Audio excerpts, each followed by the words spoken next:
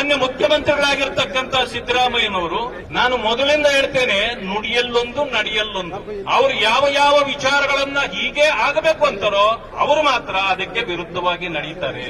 ನೀತಿ ಬರೀ ಬೋಧನೆ ಮಾಡ್ಲಿಕ್ಕಲ್ಲ, ಪಾಲನೆಯನ್ನೂ ಕೂಡ ಮುಖ್ಯಮಂತ್ರಿಗಳು ಮಾಡಬೇಕು. ಅದನ್ನ ಅವರು ಮಾಡೋದಿಲ್ಲ.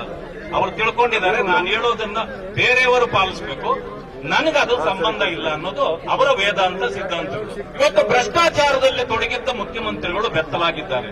ನನಗೆ ಕಪ್ಪು ಚುಕ್ಕೆನೇ ಇಲ್ಲ, ಯಾರಾದರೂ ತೋರಿಸಿ ಅಂತ. ನೀವ್ಯಾರಾದ್ರೂ ಹೇಳಿ ಸ್ವಾಮಿ, ಇಲ್ಲಿರ್ತಕ್ಕಂಥವ್ರು ಕಾಗೆಯಲ್ಲಿ ಯಾರಾದರೂ ಕಪ್ಪು ಚುಕ್ಕೆ ತೋರಿಸಲಿಕ್ಕೆ ಸಾಧ್ಯ ಇದ್ರೆ ಅವ್ರಿಗೆ ಕಾಲಿಗೆ ಸಾಷ್ಟಾಂಗ ನಮಸ್ಕಾರ ಮಾಡ್ತೇನೆ. ಅದೇನ್ ಬಿಳಿ ಕಾಗೆನಾ? ಅದು ಕರಿ ಕಾಗೆ ರೀ.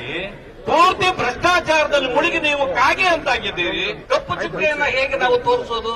ಪವಿತ್ರ ಕಾಗೆ, ಕಪ್ಪು ಕಾಗೆ. ಆದ್ರಿಂದ ಅದನ್ನು ನಾನು ಹೇಳ್ತೇನೆ, ಇವತ್ತಿನ ದಿವಸ ನಾವು ಹೋರಾಟ ಮಾಡ್ತಾ ಇದ್ದೇವೆ. ಯಾಕೆ? ಭ್ರಷ್ಟಾಚಾರದ ವಿರುದ್ಧವಾಗಿ ನಾವು ಹೋರಾಟ